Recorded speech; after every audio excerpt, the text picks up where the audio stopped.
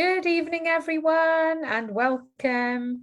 We're live on Facebook. We'll wait for a few of you to join before we carry on.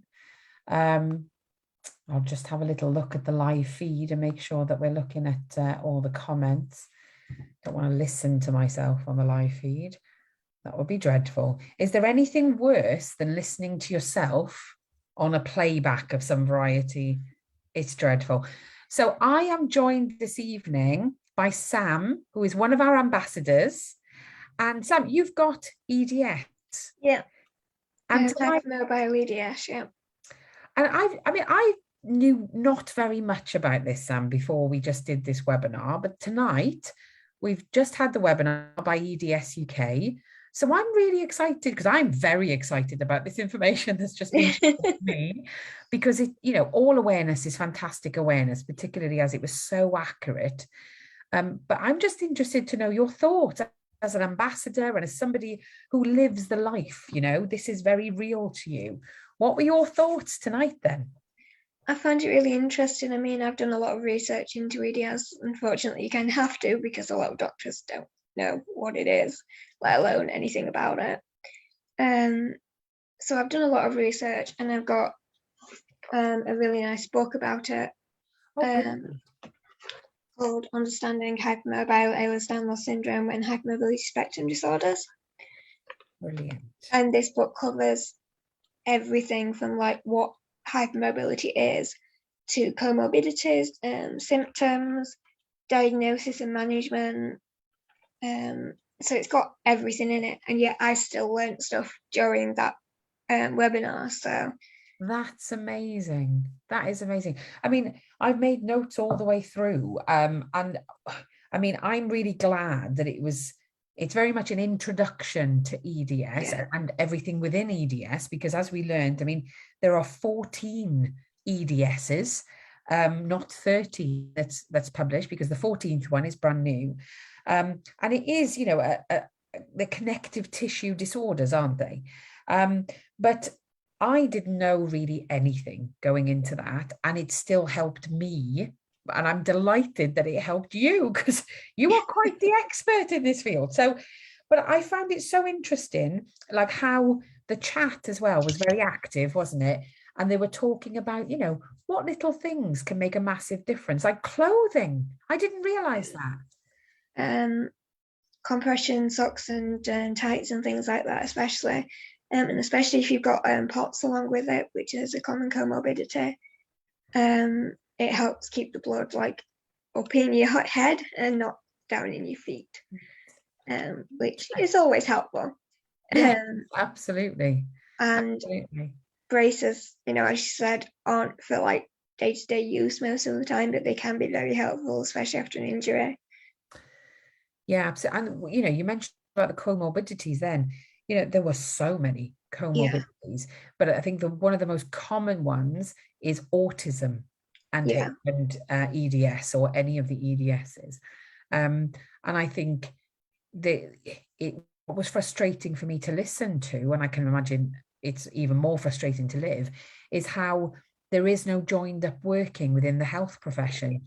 You go and you try and get a diagnosis, or at least an assessment, and nobody seems to understand how to get an assessment. So that was really useful, because of course they talked about that this evening. But then once you've had your assessment and you're diagnosed, it's goodbye. Yeah. And that's it. Yeah. There's a website, I can't remember which website it was. I don't know if it was Ehlers-Danlos UK or what it was, but it listed the specialists that you should have when you have EDS, from like psychologists to rheumatologists to urology, gynecology, gastroenterology. And it said that all of these people should be communicating with each other. Like, first of all, you can't get them to do all those referrals. Second of all, you definitely cannot get them to communicate with each other. And you always get conflicting information from the different specialists. I mean, just yesterday, I was talking to the dietitian because I've been put on nutrition drinks. And my surgeon, who'd said that I need to go on them, had said to have 3 a day. But then my dietitian said because of the sugar content, I should only have 2 a day. So I don't quite understand what I'm meant to do. And that happens all the time. And I think, they're coming at it from different angles, which I completely agree. But again, if they just communicated, Yeah. wouldn't that message be so much easier for you to understand? But also, you're living it. And it's the same with, we talk about lots of different areas of send. You're living it and you're having difficulties. If it was a breeze, we wouldn't be having webinars, we wouldn't need awareness. You're having difficulties, you're living those difficulties.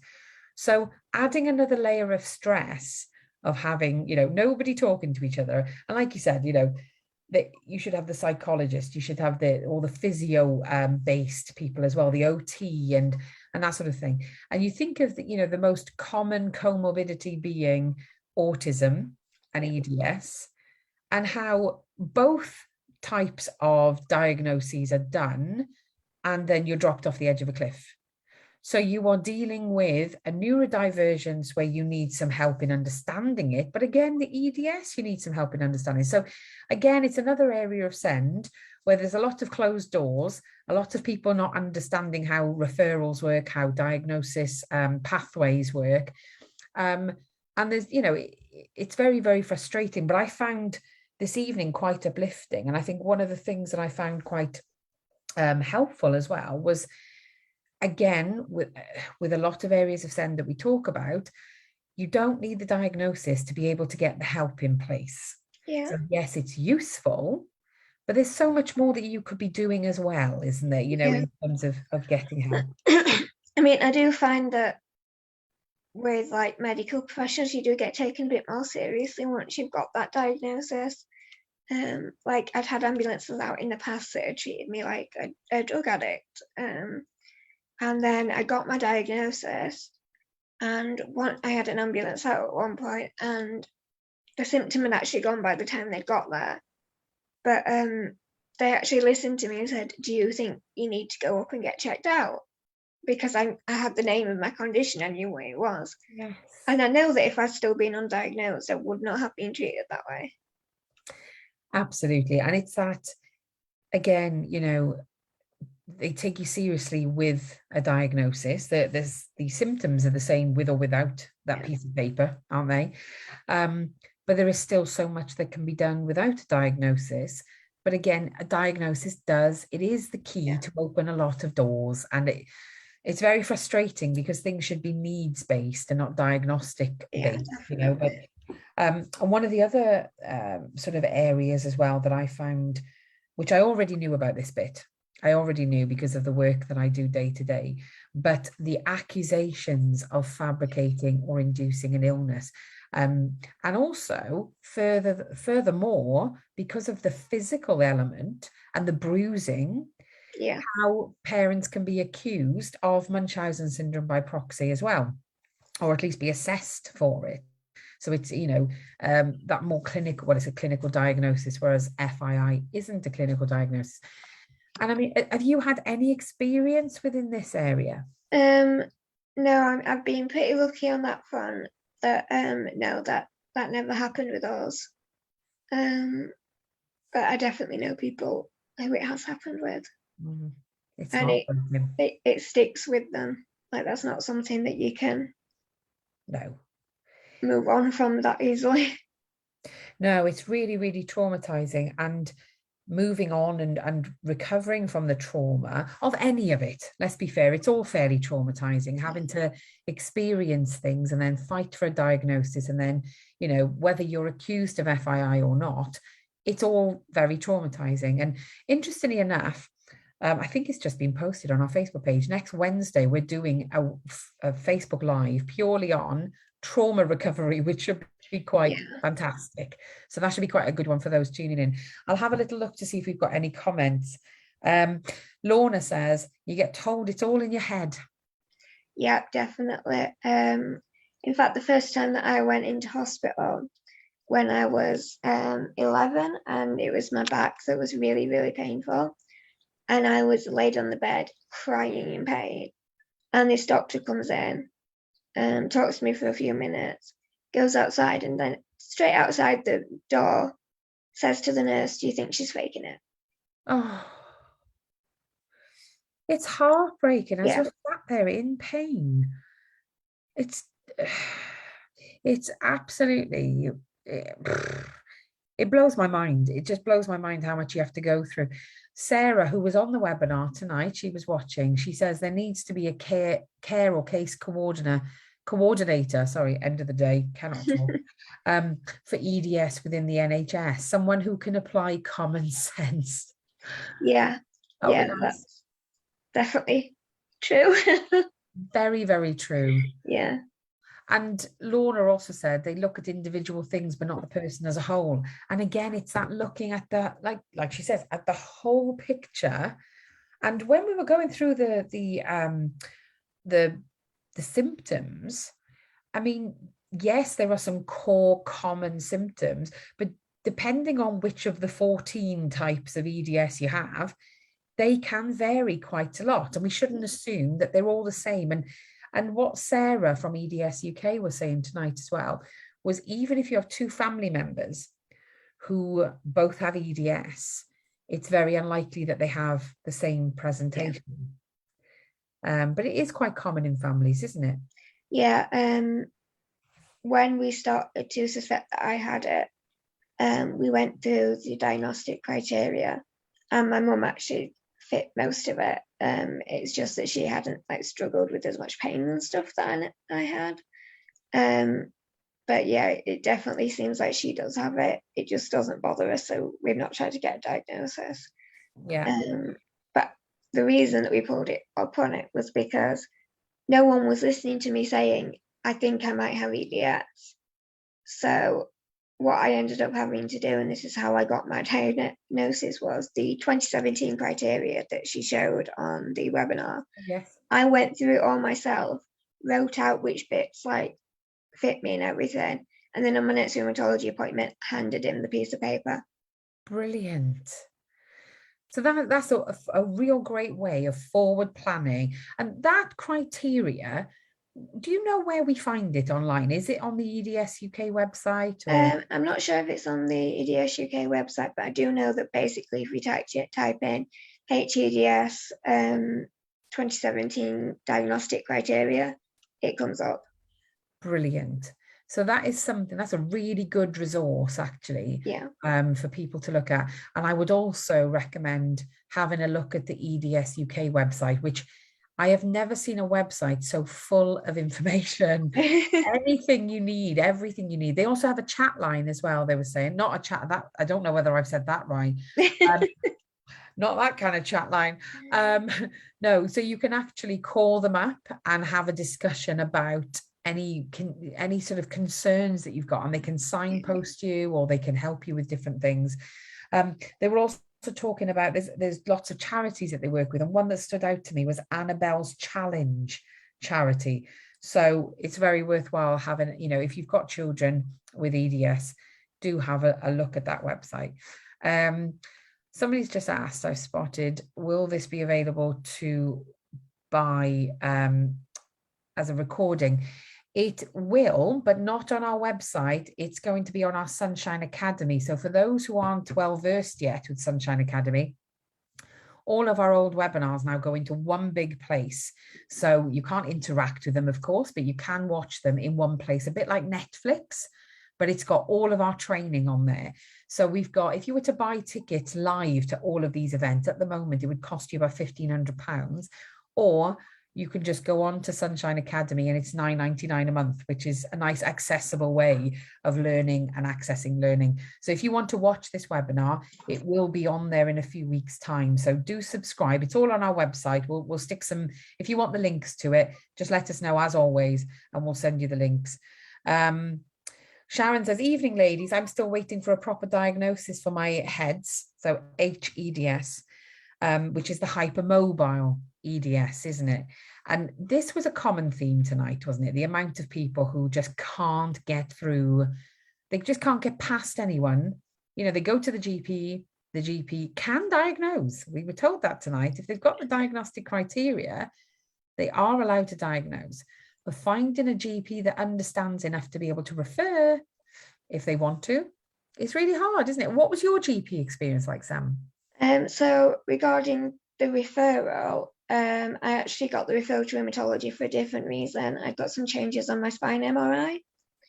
And they were suspecting an autoimmune condition, and they sent me to rheumatology. And while I was there, I was like, well, I'm going to take this opportunity, and raised it to him and everything, and went from there. I mean, my overall experience with GPs, other than the one I'm currently with right now, has been overwhelmingly negative. My GP when I was at uni being probably the worst. There were medications they put me on that had side effects with other medications that meant I shouldn't have taken them. Meds that they put me on that with my symptoms I shouldn't have been on. One of them was like, if you have migraines, it can cause a stroke. They put me on it. They just kept putting me on stronger and stronger pain relief, not actually dealing with the issues. And when I got back to where I'm from and went back to my normal GP, they were like, what have these doctors done to you? Oh no. So, and the thing is, this can cause such trauma and anxiety about going back and asking again. But I mean, I think it's inspirational, the fact that you pressed forward. Obviously, like you said, you had this rheumatology referral for something else, but you thought, you know what? I'm not going to let this opportunity pass me by. I'm going to print off that diagnostic criteria. I'm going to fill it in and I'll hand it in to that rheumatologist. I mean, just imagine if you hadn't done it. I mean, it doesn't bear thinking about, does it? But I mean, I hope that in itself is inspiring to the audience watching tonight, because that's incredible. I love it when people just think ahead and they just go for it. So well done. I think it's absolutely brilliant. Nat on the comments, I'm looking down, but I'm going to bring my phone up a little bit. Says Nat is one of our regulars at Cuppa and Chat and comes to loads of our webinars. Nat, you probably have been to more than I have. Nat said she really enjoyed tonight. Thank you so much for Sunshine for bringing awareness to this. And again, it's so there's such a lack of awareness. And when there's a lack of awareness, there's a huge amount of judgment, which is very similar to a lot of other things as well. But people really don't understand. Therefore, then there is huge amount of judgment. Claire says EDS is apparently controversial, and a physiotherapist and psychiatrist have tried to remove a child's diagnosis. We heard that tonight in the webinar. Somebody commented and said their child had a diagnosis, went back to rheumatology. I don't know whether it was for the same thing or something else. And the rheumatologist removed the diagnosis. Yeah, some doctors don't believe in EDS. They want to live in your shoes, walk in your shoes, and feel the pain of it. I mean, it's very, very real. But Sharon's just said she had an interview yesterday on Look North, which will help raise awareness of HSD and EDS. So if anybody wants to give that a Google, and Sharon, once it's published, do share it with us, or if it is published, share it with us, because we will happily share it with our audience as well. Sharon also says there's 3 of us in our family, myself and 2 of my daughters. My other 2 daughters are hypermobile. This is the thing, it's very much, it is very much a genetic thing, isn't it? It's very much connected within families. Rainbow Sensory Space Limited, hello. I know we've spoken before. I have EDS recently diagnosed. But yeah, I mean, there's loads and loads of stuff now coming through in the comments. In fact, if we go through them all, we might be here all night. But we've been asked a question, Sam. Can you hold the book up again and read the name of it? That would be brilliant. So this book is Understanding Hypermobile Ehlers-Danlos Syndrome and Hypermobility Spectrum Disorder. Brilliant. Just hold it up right in front of your camera there. Oh, perfect. Look at that. Hopefully you can all see that. Give it a Google. I can see my face reflecting in it. In the shine. Wasn't expecting that at this time of night. But no, I'm so glad you found it useful. And thank you for being one of our ambassadors, because we love having people with lived experience who find what we do useful, but also that they can bring it to their communities as well to make sure that everybody is supported. But tonight has been absolutely really mind-blowing.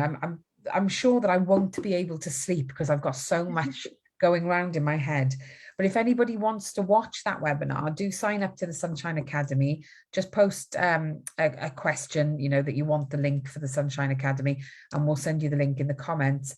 But Sam, thank you so much for joining me at this late hour as well, which is past your bedtime. Thank you for having me.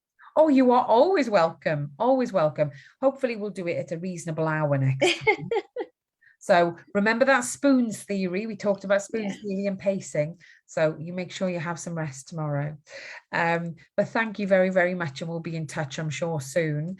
But to everybody watching, thank you so much. And if you need any information about EDS, just send us a message and we will. Oh, I tell you what, I nearly forgot.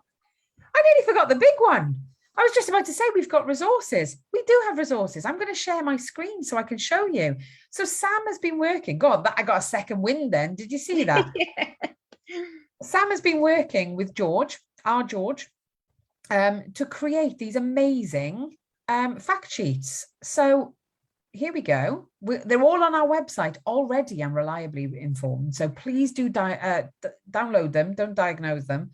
It's that late. I'm coming out with all the wrong terminology. Download them off our website. They're free to download. Just download them. So we have got, in fact, we need to update this because we've just been told there's 14. So we can add that in now. But we've got a little bit of everything going on these fact sheets. And I think what I absolutely love is that, of course, they've come from a place of lived experience, which, you know, our motto here at Sunshine is nothing about us without us. So this definitely is something that's been created by Sam and designed by George. So, you know, if you need any information or you want to download these fact sheets, then please do. They're on our website and it's easy to download. They're free to download. And of course, if you've got any questions, just give us a shout. And if we can't help you, then of course, we'll put you in touch with somebody who can. But, oh, that was a little sudden peak of excitement then, Sam. Sorry about that at this late hour. Well, thank you so much for joining me. Thank you for being involved in everything that we do. It's absolutely amazing to have you with us. And hopefully we'll be doing more of these things, particularly during, I mean, EDS Awareness Month. And, you know, it's just fantastic to bring this level of awareness to such an important topic and to make people feel validated as well, which is the big thing for us. So thank you very much for joining us and helping us with that. And I will see you soon. And if anybody's watching and they need help, just give us a shout. We're always here. But you've got to give a sunshine wave now, Sam. You've got to give a sunshine wave. See you soon, everyone. Good night. Bye. Bye.